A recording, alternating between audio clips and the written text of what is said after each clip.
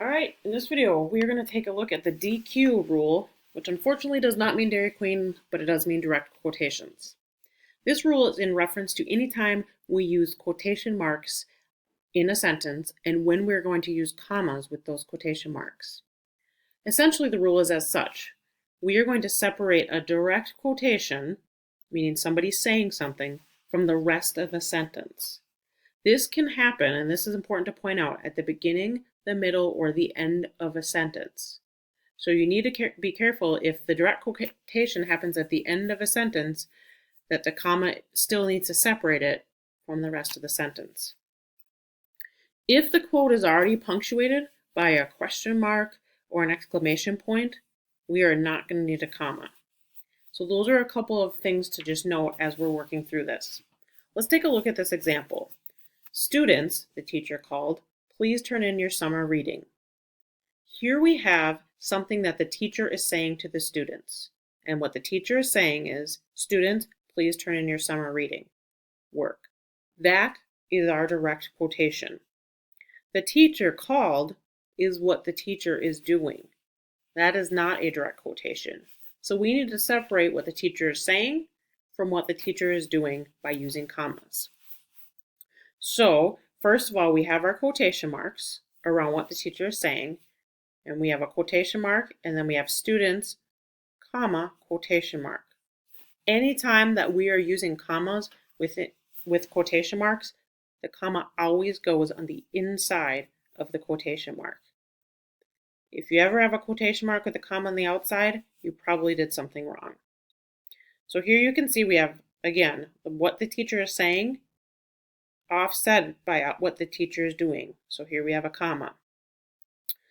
But then as we continue reading, the teacher starts continuing to say something. So we need another comma, where we have the teacher called, comma, and then we continue with the rest of our quotation mark. One of the tricky things for a lot of students is remembering that there are quotation marks anywhere between what is happening and what is being said. In this case, what is happening is coming at the middle of the sentence, so we need commas basically around that whole thing to offset it from the direct quotes. And again, let's take a look back here. We see our comma is inside of the quotation mark, and in this case, our comma is right at the end of the action because this is not quoted material.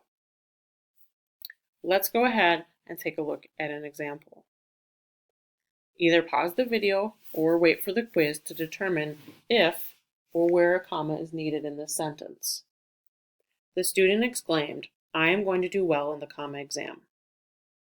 So let's just take a look at the sentence carefully, and here we have what the student is saying, our direct quotation. I'm going to do well in the comma exam, quotation marks. Then we have the action, what the student is doing. The student exclaimed. We need to separate or offset that with a comma. So we are going to say the student exclaimed, comma, I am going to do well in the comma exam. Let's just take a minute and think about if this was flipped around. I am going to do well in the comma exam, exclaimed the student.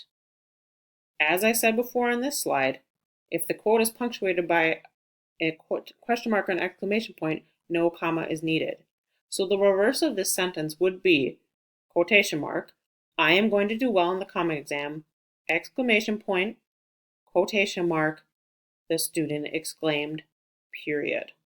And I should have written that example out, but hopefully you can listen to this video a couple times, and if you need to, write the example down for yourself so that you remember where the quotation marks and commas go. That is your brief tutorial on direct quotes or the DQ rule.